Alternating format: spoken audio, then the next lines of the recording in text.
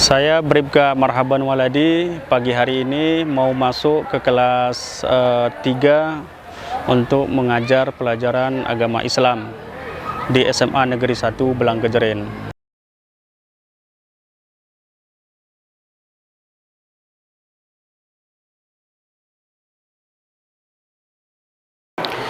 Alhamdulillahi Rabbil Alamin, wabihi nasta'ina ala umuri dunia waddin. Ashadu an la ilaha illallah wahdahu la syarikalah, wa ashadu anna Muhammadan abduhu wa rasuluhu la nabiyya ba'dah. Allahumma sholli. Kita pelajarannya apa? Agama Islam. Ada yang Nasrani? Muslim semua ya? Alhamdulillah. Jadi Bapak guru pengganti dari guru sebelumnya, yang guru sebelumnya sudah dikembalikan kepada sekolahnya yang sekolah asal. Jadi kan dulu dia dari sekolah lain ditugaskan ke sini. Hari ini ibu itu sudah balik ke sekolah asal. Untuk itu, untuk sementara Bapak yang mengisi daripada pelajaran agama Islam. Nah, perkenalkan nama Bapak Marhaban Waladi, ya, dari Polres Gailues. Sekaligus di sini ditugaskan untuk pengamanan melekat di SMA Negeri 1 Belangkejeren. Yang pertama, kenapa sudah ada polisi ditugaskan di sini? Sebagai informasi kepada kalian anak-anakku, SMA kita ini adalah SMA favorit. Di mana-mana kalau SMA 1 Negeri 1 Semansa itu adalah favorit, rebutan. Bahkan mungkin sudah over kapasitas ya, sudah lebih. Berapa hari ini jumlah murid kita semua? Ada yang tahu nggak? Semuanya 800 lebih. Itu dari tahun kemarin cukup banyak peningkatan, melonjak. Itu buktinya bahwa SMA Negeri 1 ini adalah SMA favorit.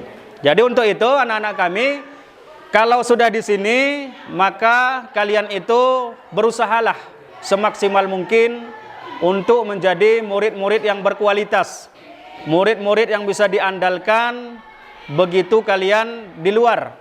Ketika ditanya di masyarakat, ini murid mana ini? Murid SMA Negeri 1, oh bagus sekali. Ini murid mana? SMA Negeri 1, oh benar sekali. Jadi kalian itu memiliki kebanggaan, guru-guru bangga semuanya. Nah, hari ini Bapak sampaikan kenapa ada polisi di sini. Pertama, untuk pengawasan melekat. Karena di antara rekan-rekan kita ada yang sudah mulai main-main dengan narko. Jadi kami berharap kepada anak-anak kami, Bapak ingatkan di awal, bagi yang sudah mulai kenal dengan yang namanya narkoba atau masih baru tingkat untuk coba-coba, untuk sesegera mungkin berhenti. Ya, yang belum tahu dan belum kenal, maka jangan pernah kenal. Kalau dalam istilah BNN itu say no to drug. Apa artinya? Katakan tidak untuk narkoba. Karena apa? Narkoba ini dilarang baik dalam agama kita ataupun dalam peraturan perundang-undangan kita. Di dalam agama Islam, di dalam Al-Quranul Karim, ada ayat yang melarang tentang penggunaan daripada narkoba ini. Anak-anakku ada yang tahu? Di dalam Quran surat apa? Ada yang tahu kira-kira? Di sini ada nggak yang masih belum bisa baca Al-Quran? Tidak masalah, tidak apa-apa, karena kita memang siswa itu namanya pun siswa. Ya, wajib belajar, wajib salah, tidak mungkin tidak salah, namanya pun siswa. Ya, ada yang belum bisa baca Al-Quran? Nggak apa-apa, tunjuk tangan. Nanti Bapak melakukan pembinaan. Itu sudah dari kelas 10 sudah ada sekitar 7 orang yang Bapak bina. Mudah-mudahan dengan belajar yang istiqomah, keyakinan yang kuat, maka kita tidak ada yang tidak bisa. Anak-anakku pernah dengar nggak nama seorang ulama yang bernama Ibnu Hajar? Pernah nggak? Ibnu Hajar Al-Haytami, Ibnu Hajar Al-Asqalani, pernah dengar? Itu ulama yang tiada tanding pada masanya. Dan anak-anakku tahu nggak, dulu ketika dia masih duduk di bangku saking bodohnya, satu lettingnya anak-anakku, satu angkatannya, itu semuanya udah pada tamat, udah jadi ulama besar. Ibnu Hajarnya masih tetap saja di situ. Sampai kalau hari ini ada orang tidak naik kelas, siswa tidak naik kelas, ataupun mahasiswa tidak naik tingkat, itu akan digelari menjadi legend. Apa? Hitam. Makanya kalau nanti kalau udah menikah, yang laki-laki punya nanti istri kulitnya hitam, panggil aja panggilan kesayangannya, wahai Hajar Aswadku, bilangnya gitu. Rasulullah panggil istrinya kan ya Humaira. Kalau kalian ya Hajar Aswad gitu kan. Batu hitam ya itu artinya. Hajar. Jadi Ibnu Hajar ini saking bodohnya belajar, dia dibully. Teman-temannya itu bully dia. Jadi bully ini udah bukan barang baru sebenarnya, anak-anakku. Bully ini sudah ada dari sejak zaman Rasulullah Sallallahu Alaihi Wasallam. Dan para nabi itu semuanya korban bully. Rasulullah dilempari kotoran unta, dihina, dicaci maki. Berarti kan dia jadi korban bully. Nah, makanya orang-orang yang dibully itu kalau di sekolah itu nanti akan Allah angkat derajatnya. Sama seperti Rasulullah Sallallahu Alaihi Wasallam. Dan para pembuli itu biasanya akan kena azab. Ya seperti siapa yang membuli Rasulullah?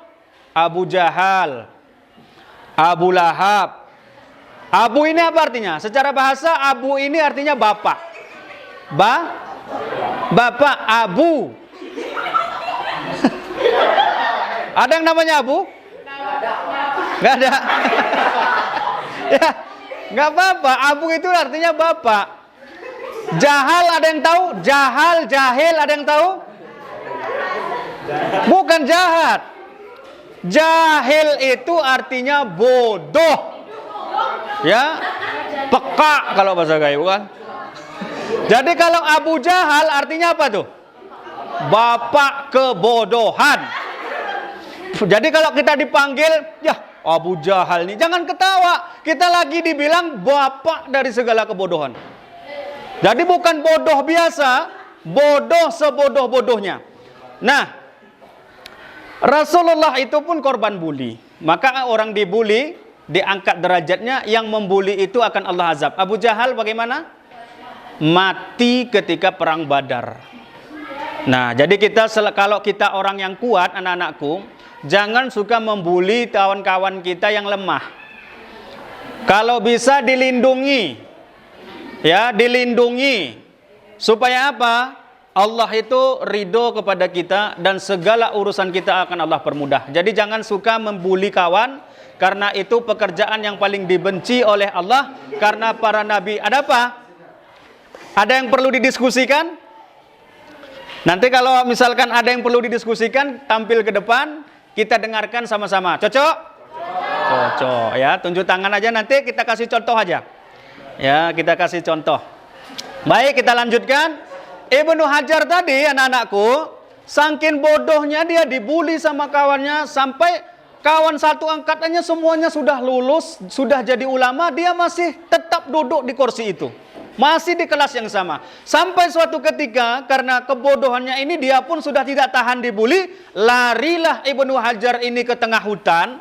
Sampai di hutan, ada satu buah gua, dia masuk ke dalamnya, duduk di dalam gua sambil merenungi nasibnya. Kenapa dia begitu bodoh?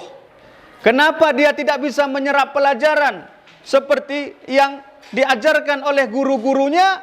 Teman-temannya semua paham, dia tidak. Nah, di dalam gua ini dia duduk di sudut sambil merenungi nasibnya. Nah, di dalam gua inilah anak-anakku, dia lihat. Kalau di gua itu kan ada air yang menetes ya dari atas. ya, yang kalau sudah menjadi batu itu disebut dengan stalagmit ya. Nah, air yang jatuh ini ke bawah diperhatikan oleh Ibnu Hajar. Sampai dia mendatangi tempat yang ditetesi oleh air ini, batu yang ditetesi oleh air ini jebol anak-anakku. Setiap hari ditetesi batu. Bayangkan batu yang begitu keras ditetesi air yang lembut, setiap hari jebol juga. Sampailah Ibnu Hajar ini berpikir seperti ini. Kalaulah batu ini yang begitu keras setiap hari ditetesi jebol, maka otakku tidaklah sekeras batu. Maka kalau setiap hari saya belajar terus-menerus, insya Allah saya pasti bisa. Maka Ibnu Hajar ini keluar dari dalam gua dengan memiliki keyakinan yang baru. Dengan semangat yang baru, dia kembali ke kelas belajar bersama kawan-kawannya. Walaupun kawannya 1 minggu sudah paham, dia 1 bulan. Walaupun kawan-kawannya dalam tempo 3 hari, mungkin dia sudah paham, mungkin dia 2 minggu. Tapi dia terus berkeyakinan kuat, semangat yang baru, sampailah suatu ketika dia menjadi ulama yang tiada tanding pada masanya. Inilah inspirasi daripada ulama yang bernama Ibnu Hajar ini. Jadi anak-anakku sekalian, kalau hari ini kalian ini misalkan ada pelajaran yang sama sekali kalian tidak bisa, tidak paham-paham, udah capek setiap guru menyampaikan tapi mental terus, tidak pernah masuk. Pakai prinsip Ibnu Hajar ini anak-anakku. Apa kalian pelajaran yang paling tidak bisa? Yang paling kita benci? Misalkan matematika. Saya tidak bisa matematika, Pak. Benci sekali saya dengan rumus Pitagoras. Saya tidak paham dengan kuadrat dan selain sebagainya. Pembagian, pengkalian. Itu terus, hantam terus bagian itu. Tidak mengapa kalian yang lain belum paham, tetapi kalian paham di satu mata pelajaran kalian ahli nanti di situ. Itu lebih baik daripada semuanya kalian tidak paham. Oh Pak, saya tidak paham bahasa Inggris. Lain baca, lain tulis ya. Bahasa Inggris kan kayak gitu. Tulisannya C-O-M-E, come. Tulisan bacaannya apa? Come. Welcome. Selamat datang. Padahal tulisannya come, ya kan? Ada yang tulisannya S-M-I-L-E. Smile. Ya kan? Bacaannya apa? Smile. Kok bisa ya? Tulisannya semilo, bacaannya smile. Benci kali saya Pak, lain baca lain tulis bahasa Inggris nih. Itu karena kalian belum mendalami, belum kenal sama pelajaran itu. Kalau sudah kenal, asik-asik saja itu anak-anakku sekalian. Maka sekarang hari ini kalian tidak pahamnya apa? Itu yang kalian terus, hantam terus pelajaran itu. Insya Allah pelan-pelan nanti kita akan terbiasa dan menjadi bisa. Ala bisa karena biasa. Jadi hari ini anak-anakku di semester ini pelajaran agama kita kemarin sudah sampai mana sama ibu-ibu apa? Ibu sebelumnya, guru sebelumnya? Tidak pernah? Masa? Selalu cerita? Oh. Jadi kalau selalu cerita nanti ujiannya gimana itu? Cerita. Ada ujian cerita? Baik, hari ini kita berarti kita ikut nih kurikulum aja ya. Di kurikulum ini semester ini kita yakni pelajaran tentang hari akhir. Hari akhir. Di dalam Quran surat apa yang menceritakan tentang hari akhir? Ada yang tahu? Al apa? Al-Qadar. Apa itu? Artinya? Bacaannya? Bukan. Quran surat Al-Qari'ah. Ada yang bisa hafal? Oke, kita baca sama-sama. A'udzu billahi minasyaitonir rajim. Bismillahirrahmanirrahim. Al-Qari'ah, mal-Qari'ah. وَمَا أَدْرَاكَ مَا الْقَارِعَةُ يَوْمَ يَكُونُ النَّاسُ كَالْفَرَاشِ الْمَبْثُوثِ وَتَكُونُ